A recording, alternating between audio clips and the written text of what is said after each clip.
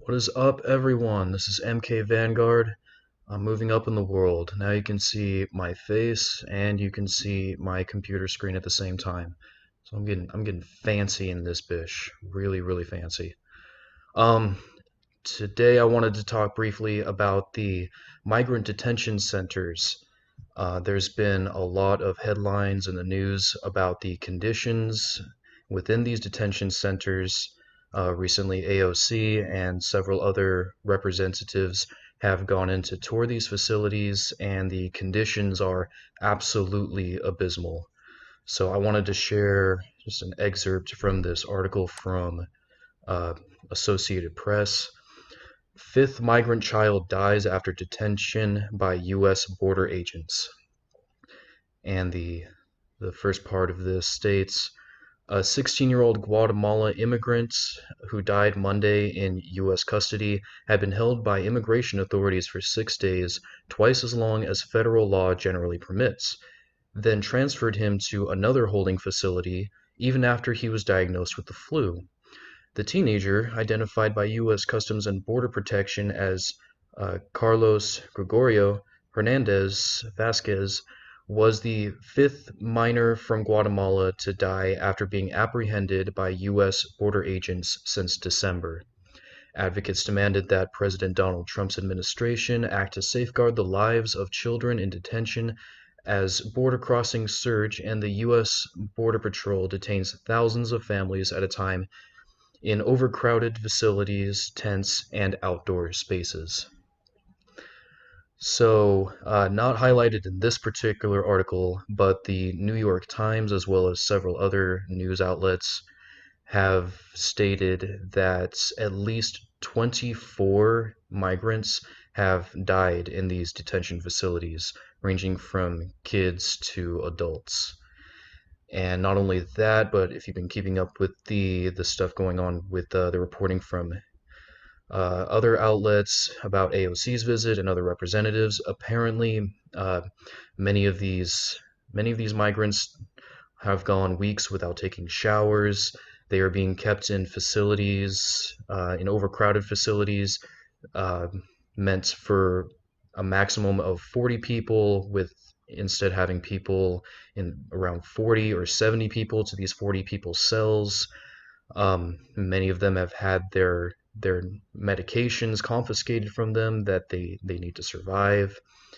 They oftentimes are not given basic necessities like clean drinking water, toothpaste, soap, so many different things. But this is what Donald Trump had to say about the situation recently. Those facilities are overcrowded, they're dirty, it's a widespread problem. So what do you mean? I think they do a great job with those facilities. But you know how it could be taken care of? Number one, tell them not to come because it's illegal. Very unfair to people that have been waiting online for 7 or 8 years, and they're about to be admitted, and they've studied, and they know the country and the history and everything. And then a person comes in, walks in, and all of a sudden they become a citizen or they're allowed to stay. So thousands and thousands of people will be legally removed from the country, and that process has started. And we've actually been doing that for a long time. So yeah, if they come here illegally, obviously we can treat them any which way we want. Whatever kind of treatment they receive here in the United States in these detention facilities, not having clean drinking water, dying in the dozens. I mean, they asked for it. They asked to have that treatment issued out to them by the mere fact that they are in this country, especially the kids. Especially the little kids. Gotta fuck over those children hard, obviously. So, do any of you remember a clip from Fox News, from Laura Ingraham? This is not a new clip. This came out like a year or so ago, but it's still relevant to what's going on now. I'm gonna bring that up real quick. Liberals have seized on the separated children and turned the entire image into a political weapon.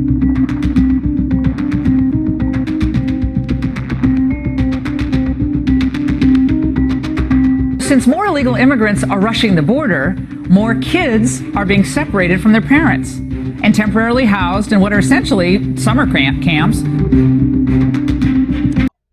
Just summer camps, you guys. They're summer camps. I don't know what kind of fucked up summer camp Laura Ingraham went to as a kid. This isn't like any summer camp I've ever seen. It's right here.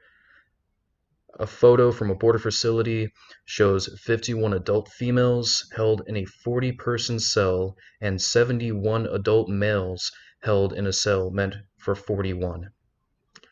Summer camp. This is summer camp. Keep in mind also that many of these buildings and facilities, they're intended to keep migrants for a couple days at most, and many of these people are being kept here for up to 50 days. Here we go, another one. This is summer camp, you guys. This is what summer camp looks like, obviously. You can't see it in this picture, but like right off in the corner right here, there's kids, they're playing in the lake, they're learning how to tie a knot, they're cooking s'mores over a campfire. It's just like summer camp, obviously. So, as you might have seen already, Ben Shapiro chimed in on this issue as well, and he had this to say. Do to detect the media's insane bias is follow how they treat the estimable AOC.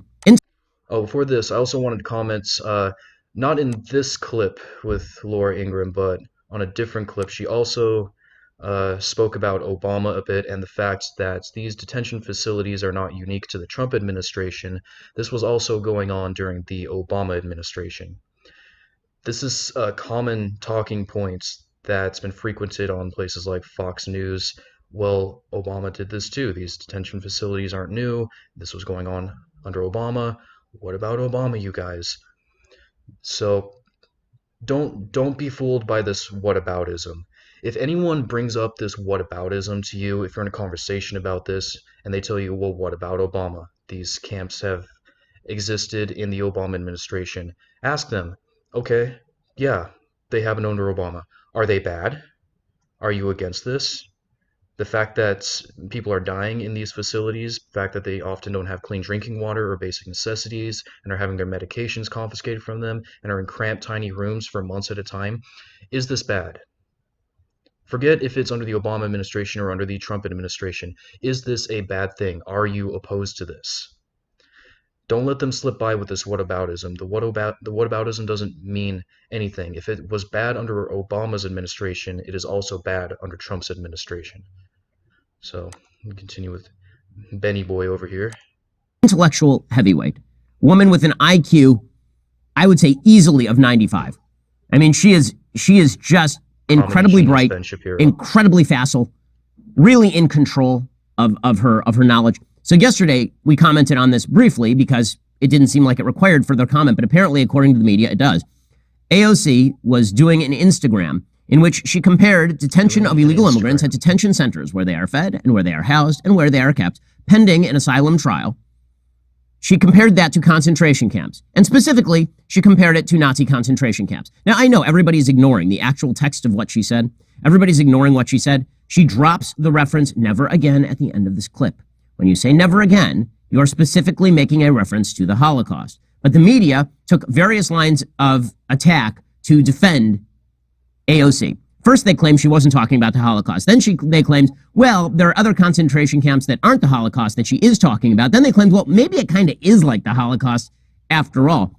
They're basically trying everything they could do to spin AOC out of her own stupidity. I'm very much looking forward to seeing how far AOC can push this. Honestly, I really would love to see AOC come out tomorrow and suggest that the earth is flat and watch as the media explain that not only is she correct, that it's Donald Trump's fault. Ben has a very large hard-on for AOC. Like, I saw a Blaze TV headline that says Ben Shapiro would contribute to AOC's campaign fund if she agreed to do a debate with him. I don't know what Ben's wife is doing, but she needs to get on this, man. His wife, who is a doctor, by the way, his wife needs to like come down on Ben hard because he has a massive hard on for AOC. He needs to calm the hell down so much. That's where we are going here. So here's AOC's original comment. The United States is running concentration camps. Major kudos to AOC, by the way. She has drawn so much attention to this issue. She, as far as I can tell from the coverage, she has done more than most other senators or elected representatives to draw attention to the conditions in these detention centers, which she has done amazing work on this, so good on her. Camps on our southern border. And that is exactly what they are. They are concentration camps. And if that doesn't bother you,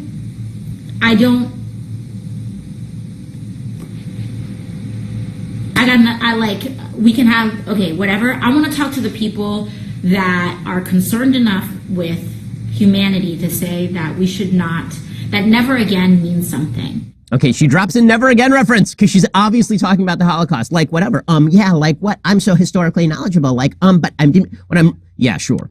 Okay, we can stop that there. So the crux of Ben's argument here is that, well, it's unfair to compare this to Nazi concentration camps. These places aren't as bad as Nazi concentration camps. That's basically what it's saying. That's his entire argument here. And yeah, you got us. They're not as bad as Nazi concentration camps. That's a fair comment to make. Yes. Is that our bar? Like, is that our bar that we are setting for our immigration policy here in the United States? That these facilities where people do not have the basic necessities that they need, where they are dying, people are dying in these places, where they are having medication confiscated from them, where these migrants, including kids, are being held in facilities intended for people to be in there for a few days at most, are being kept there for months, many of which not being able to shower for weeks.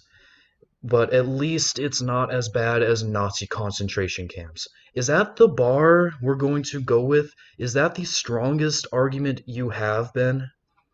These are the two arguments. These are the two primary arguments I have seen when it comes to these facilities. Whataboutisms for the Obama administration, and hey, it's not as bad as Nazi Germany. That this is nothing short of a humanitarian crisis that is going on right now, right outside our back door. And especially being as someone who lives very close to the Mexican border myself, this is disgusting. It is absolutely disgusting.